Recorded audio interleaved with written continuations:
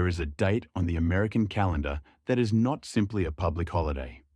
It is the day most loaded with historical meaning, the most emotional, the loudest, and the most festive of the entire year in the United States. The 4th of July.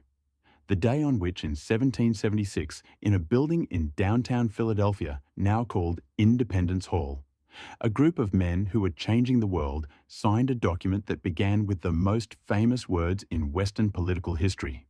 We hold these truths to be self-evident, that all men are created equal. 250 years after that moment, on the 4th of July 2026, Philadelphia is going to be simultaneously the epicenter of the celebration of the most important anniversary in the history of the United States and the stage for a World Cup round of 16 match. Philadelphia will be the epicenter of the 250th anniversary celebration of the United States on July 4th, 2026, when Lincoln Financial Field hosts a round of 16 match of the World Cup. FIFA. There is no coincidence of this caliber at any other tournament venue. One city, one date, two events of historic scale, overlapping in a way no screenwriter could have invented. The stadium where matches are played is Lincoln Financial Field, popularly known as The Link, located in the South Philadelphia neighborhood. It is the home of the Philadelphia Eagles of the NFL, and also the place where Philadelphia Union of MLS play their most important matches.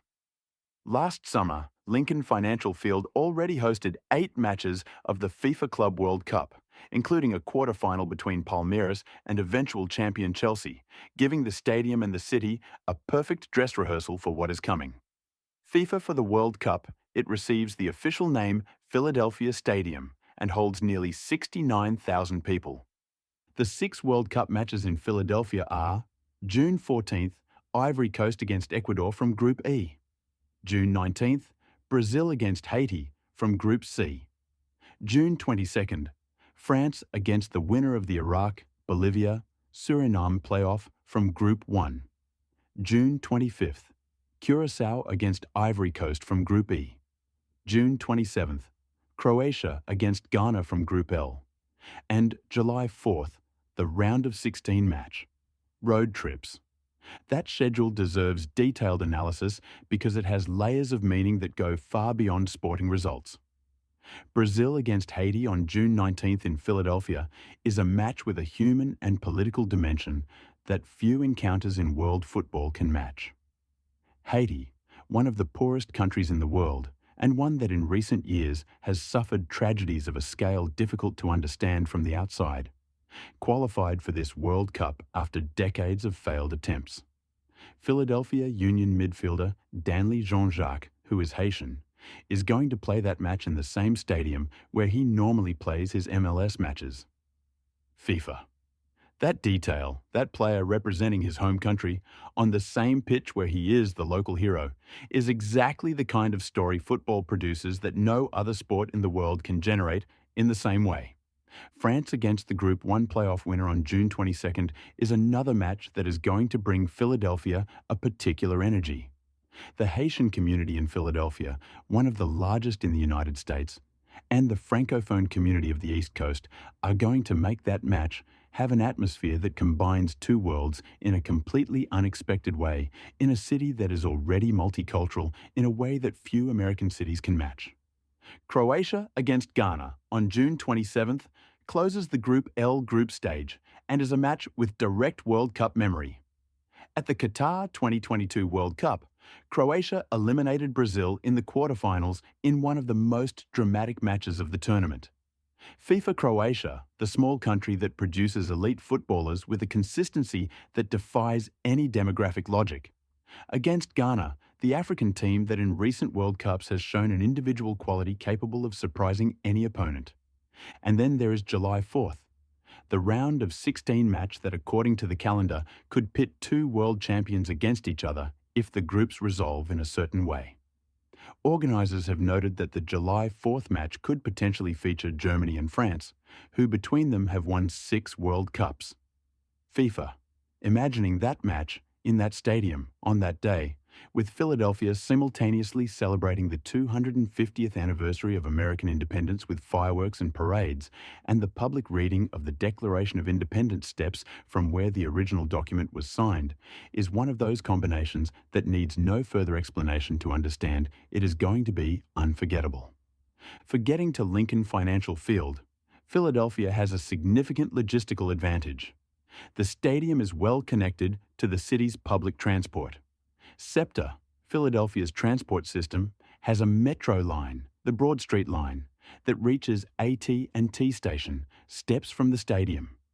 From the city centre, the journey takes between 15 and 20 minutes and is the most practical and most economical option. On match days, there will be special metro frequencies and shuttle services from various points around the city. If you rent a car, the stadium has parking, but traffic on match days can be complicated, especially on July 4th when the entire city is going to be in motion simultaneously. For accommodation in Philadelphia, the city has the advantage of being more compact and more affordable than New York or Boston, with a very varied hotel offer and prices that are generally more reasonable than at other East Coast venues. The most recommended neighborhoods are Center City, the historic and commercial center of the city, which concentrates most of the top category hotels and has direct metro access to the stadium. The Old City neighborhood, the oldest historic district in the city, with its cobblestone streets and colonial buildings, is the option most loaded with history and the most convenient for visiting sites related to American independence. The Rittenhouse Square neighborhood, the most elegant and most tranquil in the city, with its Central Park and first-class restaurants, is ideal for those seeking comfort and quality without the intensity of the historic center. And the Fishtown neighborhood, the coolest and most youthful in Philadelphia right now, with its concentration of craft beer bars, innovative restaurants, and emerging art galleries, is the option for those who want the most contemporary and most creative Philadelphia. And now the reason why Philadelphia is one of the richest experiences of all the World Cup venues. The historical concentration of the city center is absolutely without precedent in the United States. Independence Hall, the building where both the Declaration of Independence of 1776 and the United States Constitution of 1787 were signed, is the most important place in American political history and one of the most important in world political history. It is a red brick building of modest size for the importance it contains, which gives it a human scale that surprises many visitors. It is a UNESCO World Heritage Site, and the visit is free, though it requires prior reservation. Entering the room where the Founding Fathers debated and signed the documents that created the United States, and remaining in that space with that history above you, is an experience that completely transcends politics and nationality. The Liberty Bell is the most recognizable symbol of Philadelphia and one of the most famous objects in American history. The bell that, according to tradition, rang on July 4th, 1776, to announce the public reading of the Declaration of Independence has a crack that makes it also a symbol of democracy's imperfections and of the promise not yet entirely fulfilled. The museum housing the bell is opposite Independence Hall, has free admission, and has one of the best explained historical contexts of any museum in the United States. Reading Terminal Market is the oldest public market in Philadelphia, in continuous operation since 1893, and one of the best gastronomic markets in the United States. A historic building from the era of the trains that houses 150 food stalls representing the cultural diversity of Philadelphia and the region. The famous Amish of Pennsylvania with their cheeses and smoked meats and apple pies. African American Southern food stalls with fried chicken and waffles. Italian, Chinese, Mexican, Vietnamese, Greek restaurants. And in the middle of all that, the stalls of Philadelphia's famous cheesesteaks, the very finely chopped beef with cheese whiz or provolone in a long roll that is the city's most emblematic dish and one of the most intensely debated in American culinary football. The cheesesteak deserves its own paragraph because, in Philadelphia, it is almost a religion with its own dogmas and its own holy wars. The question of whether the best cheesesteak is made by Pat's King of Steaks or Gino's Steaks, the two rival restaurants that have spent decades facing each other at the intersection of 9th Street and Passyunk Avenue in South Philadelphia, is one of the most heated culinary controversies in the United States. The correct answer is that you have to try both, compare them, and reach your own conclusion. And the correct way to order is to say 1 wit if you want onion, or 1 wit out if you don't. Because at those counters, there is no time for long sentences, and efficiency is part of the ritual. The Philadelphia Museum of Art is one of the best art museums in the United States, with extraordinary collections of European, American, and Asian art. But for most visitors from around the world, the museum is also the setting for one of the most iconic scenes in American cinema.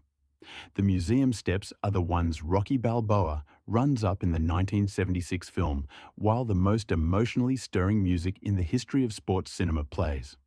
Running up those steps, or simply climbing them and arriving at the top with your arms open looking at the Philadelphia skyline, is one of those moments that modern tourism calls an immersive experience and which, in reality, is simply pure joy. The Barnes Foundation is probably the best-kept secret in Philadelphia's art world. A private collection assembled by eccentric collector Albert Barnes in the early 20th century that includes more than 180 paintings by Renoir, 46 by Cézanne, 59 by Matisse, and dozens by Picasso, Modigliani, and other post-impressionist masters. The way the works are installed, mixed with wrought iron and window frames and craft objects in an arrangement that completely breaks with conventional museum curation criteria, makes the Barnes a completely unique aesthetic experience in the world. And then there is Mural Arts Philadelphia, the largest public mural program in the United States. With more than 4,000 murals distributed across all the city's neighborhoods that make Philadelphia an open-air art gallery without equal in North America. The murals are not concentrated in one neighborhood, but distributed throughout the city, turning any walk through Philadelphia into a permanent possibility of artistic discovery. July 4th, 2026 in Philadelphia is going to be the most intense, most loaded, and most emotional day in the recent history of that city.